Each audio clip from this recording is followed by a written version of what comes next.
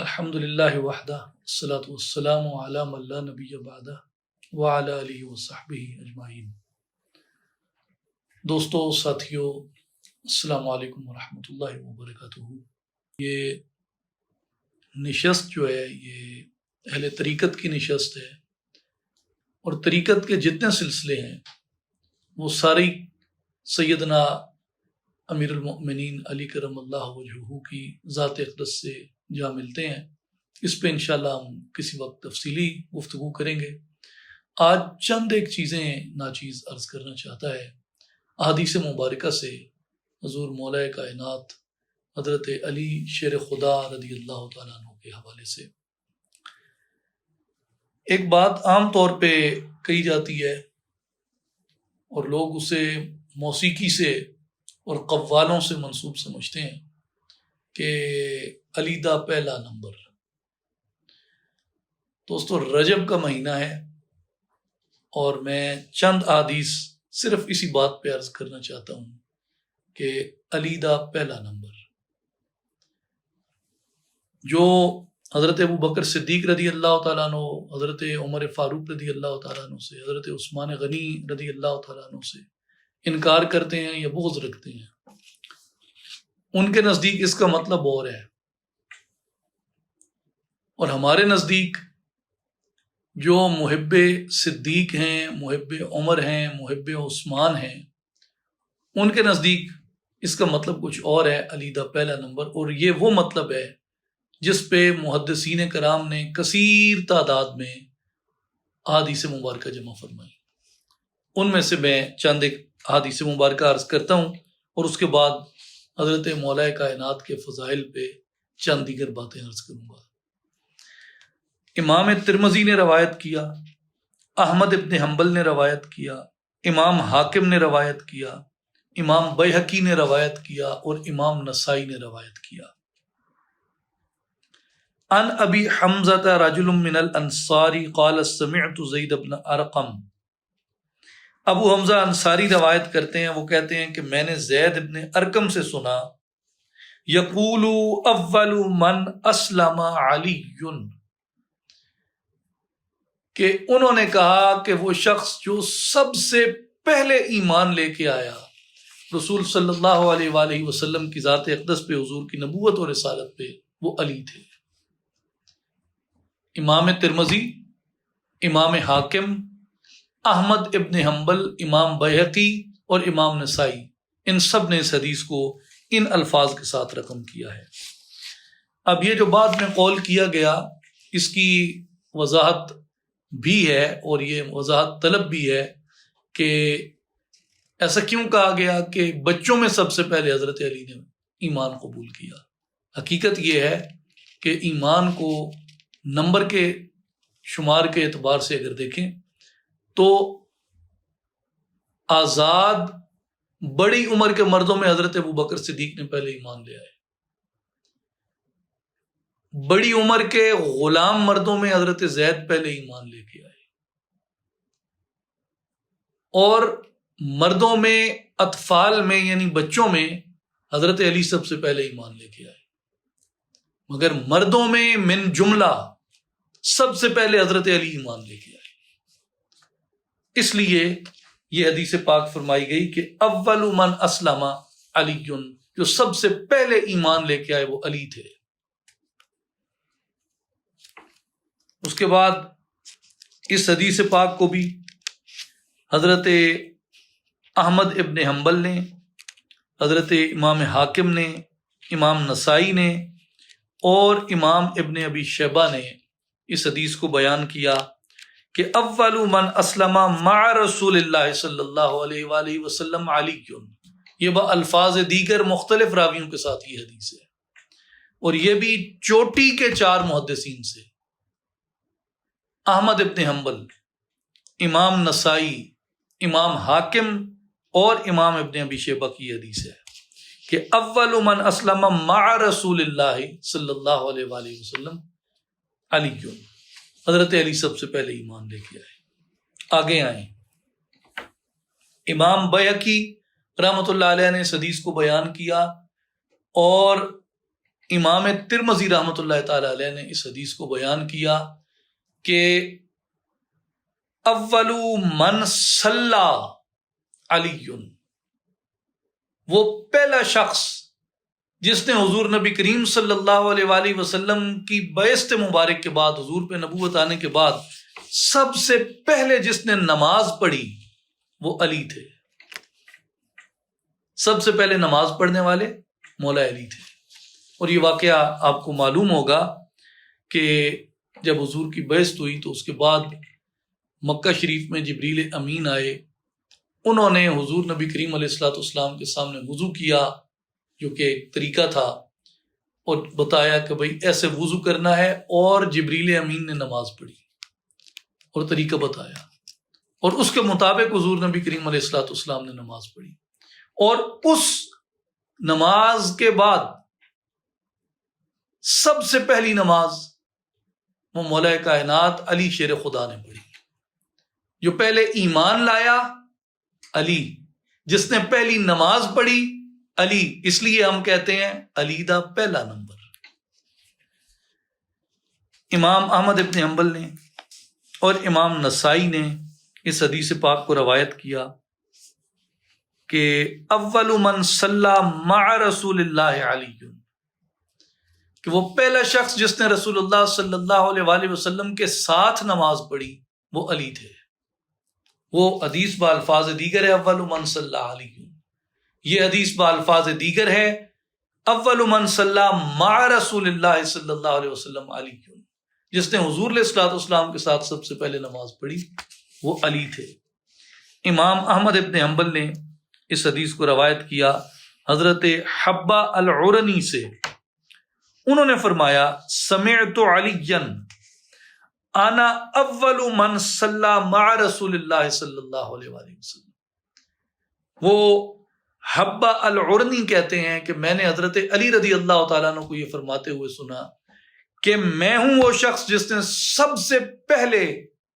حضور نبی کریم علیہ الصلوۃ والسلام کے ساتھ نماز ادا کی تھی۔ آگے آئیے میرے بھائیو،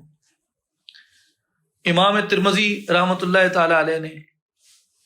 اور امام حاکم رحمۃ اللہ تعالی علیہ نے یہ حدیث پاک روایت کی ہے حضور کے جلیل القدر صحابی حضرت انس ابن مالک رضی اللہ تعالیٰ عنہ سے۔ انس فرماتے ہیں بعث النبی صلی اللہ علیہ وآلہ وسلم یوم الاثنین، حضور علیہ الصلوۃ والسلام کی بعثت ہوئی ہے سوموار کے دن، بعثت ہوئی ہے سوموار کے دن، منڈے حضور کی بعثت ہوئی۔ وصلی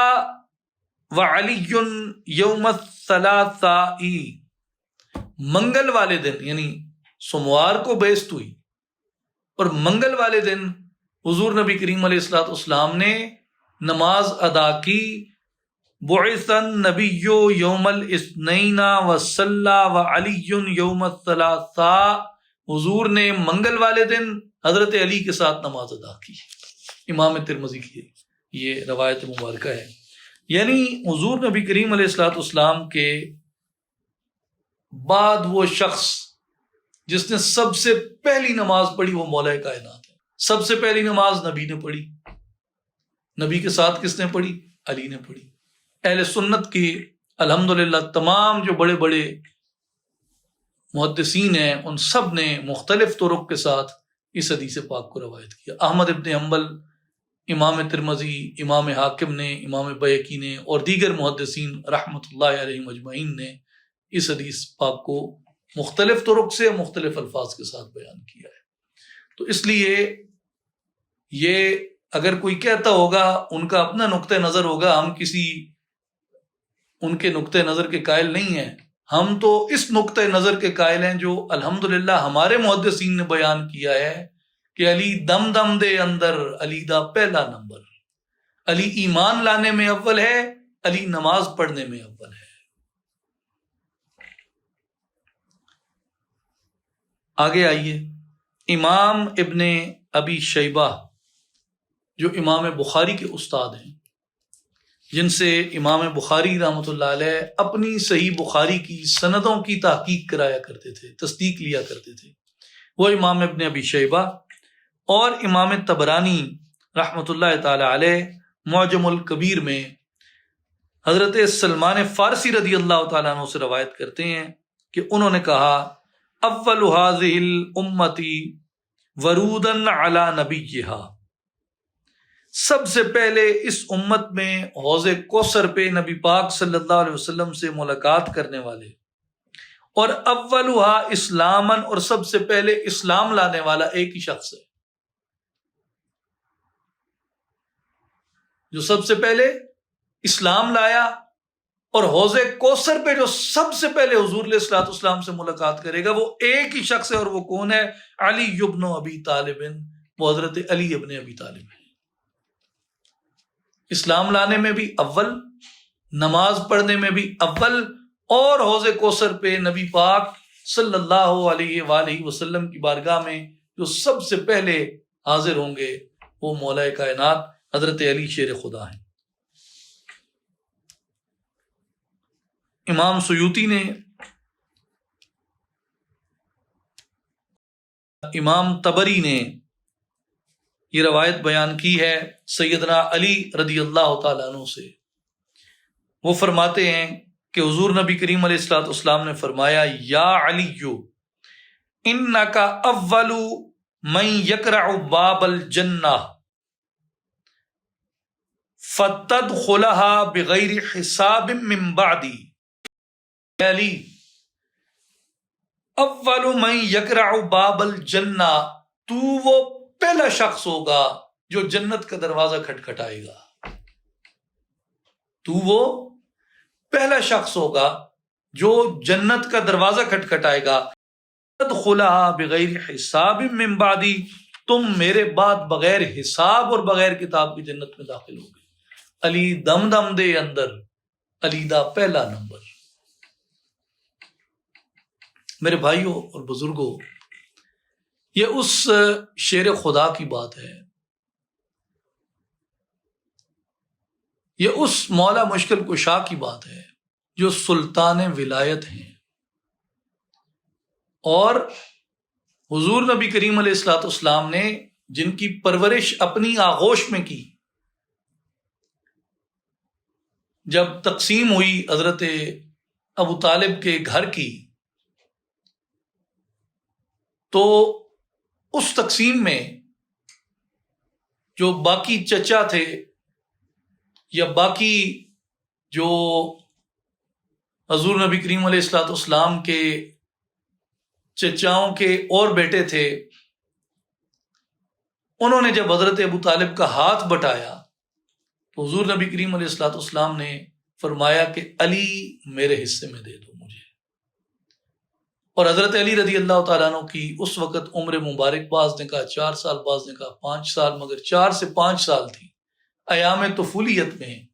حضور نبی کریم علیہ الصلوۃ والسلام مولا علی کو اپنے گھر لے گئے، جو بی بی خدیجہ کے گھر میں جہاں حضور نبی کریم علیہ الصلوۃ والسلام آپ قیام فرما ہوتے تھے، حضرت علی کو اپنے ساتھ رکھا۔ اور مولا کائنات حضور کے چچا کے بیٹے تھے، مگر پرورش پائی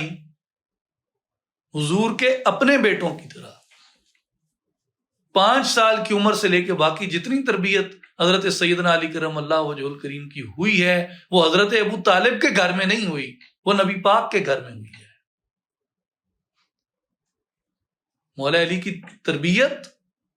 5 سال کی عمر سے لے کے باقی جتنی ان کی مکی زندگی ہے، وہ حضرت ابو طالب کے کاشانے میں نہیں رہے، وہ حضور نبی پاک کے گھر میں رہے ہیں۔ اس لیے میرے دوستوں، مولا علی رضی اللہ تعالیٰ عنہ کا جو آقا پاک سے تعلق ہے، اور مولا علی کرم اللہ وجہ الکریم کا اسلام سے جو تعلق ہے، اور مولا علی کرم اللہ وجہ کا نماز سے جو تعلق ہے، اور مولا علی کرم اللہ وجہ کا حوض کوثر سے جو تعلق ہے، اور مولا علی کرم اللہ وجہ کا دروازہ جنت سے جو تعلق ہے، وہ ذاکروں نے، واعظوں نے، مولویوں نے نہیں بنایا، وہ نبی پاک علیہ السلام نے خود یہ رتبے عطا کیے، جنہیں ایک عرصے تک مولا علی کے دشمن چھپاتے رہے۔ محدثین کو قتل کیا جاتا تھا اس لیے کہ وہ فضائل علی کیوں بیان کرتے ہیں، پوچھیں کبھی لوگوں سے امام نسائی رحمۃ اللہ تعالی علیہ کی وفات کیسے ہوئی، کیوں کر ہوئی، دمشق میں کیوں کر لوگوں نے ان کو زد و کوب کیا؟ ایک کتاب لکھنے کا جرم تھا، جس کتاب کا نام امام نسائی نے رکھا خصائص علی۔ خصائص علی ہر سنی کو پڑھنی چاہیے یہ کتاب۔ اہل سنت کہتے ہیں ہم الحمدللہ 6 ہماری کتابیں ہیں حدیث کی، جنہیں ہم صحاح ستہ کہتے ہیں۔ صحاح کا لفظ ہے جمع صحیح کی، صحاح ستہ، 6 صحیح کتابیں کون کون سی ہیں؟ بخاری شریف، مسلم شریف، ترمذی شریف، ابو داؤد شریف، ابن ماجہ شریف اور نسائی شریف۔ کس کی لکھی ہوئی؟ امام نسائی رحمۃ اللہ تعالی علیہ کی۔ اور اسی امام نسائی رحمۃ اللہ علیہ نے، جو اتنا بڑا محدث ہے اہل سنہ کا، اتنا عظیم امام ہے علم حدیث کا، حجت ہے اپنے زمانے میں حدیث کی، انہوں نے کتاب لکھی مولا کائنات رضی اللہ تعالیٰ عنہ پہ خصائص علی، اور دمشق میں اس کتاب لکھنے کے جرم میں انہیں شہید کیا گیا، زد و کوب کیا گیا، راستے میں آپ کی شہادت ہوئی، رم اللہ میں آپ کی تدفین کی گئی۔ تو میرے بھائیوں اور بزرگوں، مولا کائنات سیدنا علی کرم اللہ وجہہ کے چاہنے والوں اور ان کے محبین علماء کا، ان کے صحبت میں بیٹھنے والے تابعین کا اور ان کے ساتھ محبت رکھنے والے لوگوں کا قتل عام کیا گیا، اور انہیں مطعون کیا گیا، طعنہ زنی کی گئی ان پہ۔ لیکن اس کے باوجود بھی اگر آپ بخاری پڑھیں، مسلم پڑھیں، ترمذی شریف پڑھیں، ابو داؤد شریف پڑھیں، ہر جگہ پہ آپ کو جس شخصیت کے فضائل بکثرت ملیں گے، اور ایسے ایسے فضائل ملیں گے عقل دنگ رہ جاتی ہے، وہ ذات گرامی حضرت سیدنا علی کرم اللہ وجہہ کی ہے۔ اور ہم جتنے اہل طریقت ہیں جو وابستہ ہیں حضرت غوث الاعظم سے، جو وابستہ ہیں حضرت خواجہ اجمیر سے، جو وابستہ ہیں حضرت بہاؤالدین نقشبند سے، جو وابستہ ہیں امام عمر شہاب الدین سہروردی سے، جو وابستہ ہیں امام ابو الحسن شاذلی سے، جو وابستہ ہیں امام احمد کبیر الرفاعی سے، جو وابستہ ہیں حضرت سخی سلطان باہو رحمۃ اللہ تعالی علیہ سے، اور تمام اولیاء کرام رحمۃ اللہ علیہم اجمعین سے، ان کا جتنا سلسلہ فیض ہے وہ سارا مولا کائنات سے ہے۔ اور ذرا سا بھی دل میں کجی آ جائے، شبہ آ جائے، شک آ جائے مولا کائنات کے ان فضائل پہ جو اللہ نے انہیں بخشے ہیں اور رسول اللہ نے جن کا اعلان کیا ہے، تو میرے بھائیوں، کلمہ گو مسلمان تو رہتا ہے، اہل قبلہ کی تکفیر کے ہم قائل نہیں ہیں، لیکن وہ جسے فیض روحانی کہتے ہیں وہ روحانی فیض نہیں ملتا۔ بغض علی رکھنے والا آدمی، بغض علی رکھنے والا آدمی عبادت کر کر کر کے کمر کبڑی کر لے، جو ریاکاری کے حلیے مرضی بنا لے، اس کے چہرے پہ نور نہیں ہوگا، اس کی باتوں میں لذت نہیں ہوگی، اور اس کے دل کے اندر نور نہیں ہوگا، فیض نہیں مل سکتا اسے۔ بے شک اپنے نام کے ساتھ آج لوگ کہتے ہیں جی مجھے 4 سلسلوں کی خلافت ہے، یہ ایک نیا ڈرامہ ہے کہ مجھے 4 سلسلوں کی خلافت ہے، میں نے خرقہ پایا ہوا ہے۔ اچھا بھائی، مولا علی کی بات کرتے ہیں جو سلطان ولایت ہیں، بات کرتے ہی ادھر ادھر ادھر ادھر آئیں بائیں شائیں، یہ بغض کی علامتیں ہوتی ہیں۔ میرے دوستو، آج کی اس نشست کا سب سے بڑا پیغام یہ ہے، سب سے بڑا پیغام یہ ہے کہ حب الہی اختیار کرو، حب نبی اختیار کرو، حب علی اختیار کرو، تاکہ ہمارے سینوں کے اندر اس فیض کے ٹھکانہ پانے کا وہ سامان ہو سکے۔ اور جتنے ذکر اذکار ہیں یہ سارے ذکر اذکار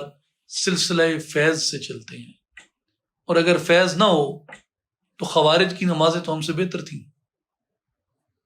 صحیح بخاری صحیح مسلم کی متفق علیہ حدیثیں ہیں کہ ان کی نمازوں کو دیکھو گے تمہیں اپنی نمازیں کم تر لگیں گی، ان کے روزے دیکھو گے اپنے روزے کم تر لگیں گے۔ دوستو، ذکر اذکار چیزیں یہ سب برکت پاتے ہیں فیض کے ساتھ جب دل میں وہ کنیکشن جڑا ہوا ہوتا ہے، اور بغض علی رکھنے والوں کا کنیکشن جوڑ سکتا ہی نہیں، جو مرضی وہ کر لے۔ اس لیے میرے بھائی اور بزرگوں، پہلی بات یہ ذہن میں رکھ لیں آج کی نشست کی، اللہ تعالیٰ ہم سب کو استقامت عطا فرمائے اور ہر بغض سے بچائے. انبیاء کے بغض سے اللہ محفوظ رکھے، صحابہ کے بغض سے اللہ محفوظ رکھے، اہل بیت اطہار حسن و حسین کے بغض سے اللہ محفوظ رکھے، اور اولیاء و صالحین کے بغض سے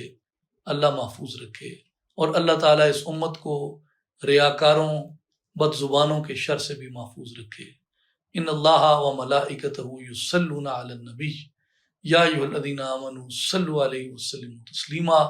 اللہم صلی علی سیدنا و مولانا محمد وعلی آل محمد وبارک وسلم وآخر دعوانا ان الحمد للہ رب العالمین.